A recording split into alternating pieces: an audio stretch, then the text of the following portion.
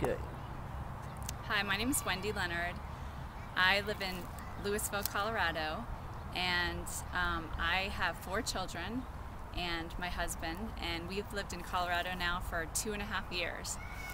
And about 1 year ago, almost to the day, I went to go pick up my kids from a school over in Erie, Colorado called Red Hawk Elementary, and a lot of us parents noticed they were doing construction right next to the school, and we started talking about it, and one parent knew what they were doing, and they were preparing a well pad to drill 8 wells within just a few hundred yards of the school where our children were attending.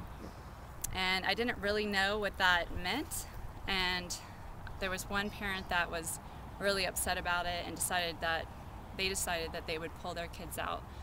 By the ends week, they were out of school, and they were planning to move out of Erie. So that alarmed me. I started doing some research and found out that oil and gas operations did not have to abide by a lot of the federal regulations, including, just to mention a few, the Clean Drinking Water Act, the Superfund Act, the Clean Air Act, and I could not believe that this was happening right next to where my children were going to school. So there were several parents who got involved and started looking into what we might be able to do. We tried to fight them actually doing the drilling next to the school, and we found out very quickly what we were up against. A $1 trillion oil and gas industry that appears to be putting money before the health of the people that are living in the midst of these operations. I also looked into what else was going on around where I lived, and I found that from within just a half-mile radius of my front door, I had 21 single producing gas wells, and I had absolutely no idea this was going on. I think maybe the oil and gas industry would say that, you know, I should have looked into this before I moved into Erie, but I saw some of these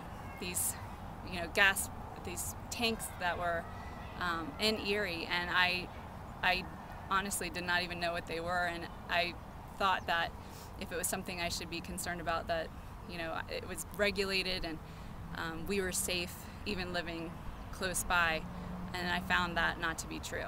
So this past summer, my family moved out of Erie, Colorado, and now we live in Louisville, where there's currently no oil and gas development.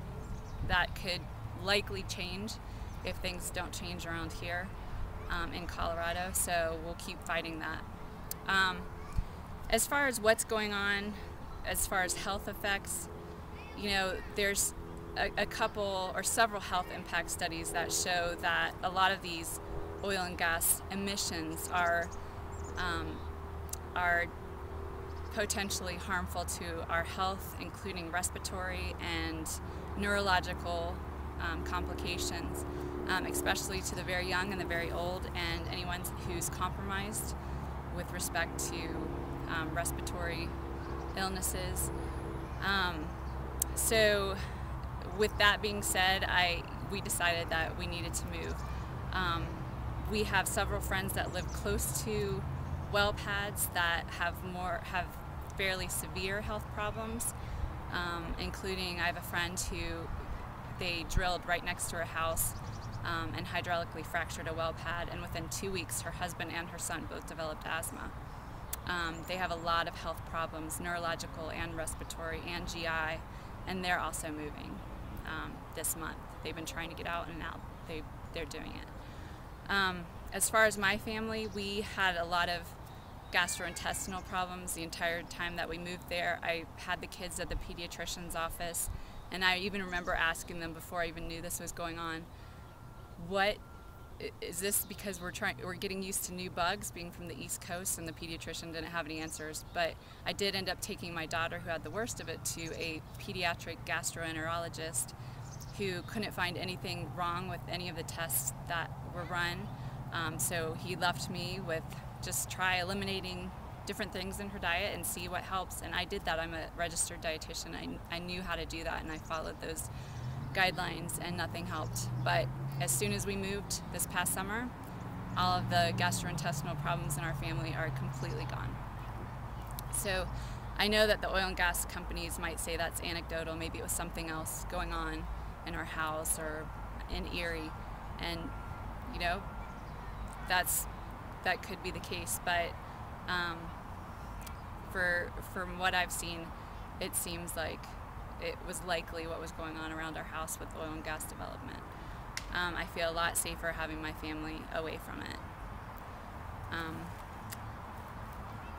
I don't know what else you want me to say. That's great. I spent a lot of time looking into the COGCC database, and there's a way that you can look at the spills and releases in Colorado.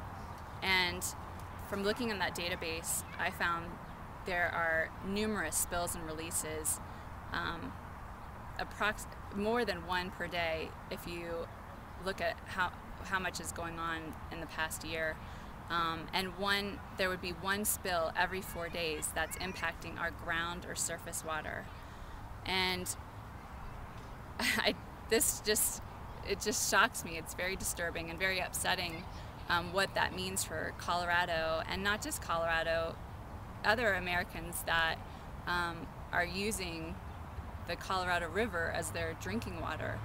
1 in 10 Americans is using that. And what are we doing to our most valuable resource? And we're contaminating it. And this isn't just affecting me or my family living in Erie, Colorado. This is affecting everyone that lives near these operations, or people that are close to these operations where the wind blows to, or drinking from our water resources where they're drilling on the sloped banks of these rivers. So it's really upsetting looking into the future and seeing what kind of damage this is doing to our water supply and our air. And we know that it's impacting the environment already with the emissions that are being released from these operations. It's impacting our ozone, and the Front Range is already in non-attainment. So this is not just affecting us, it's affecting you too.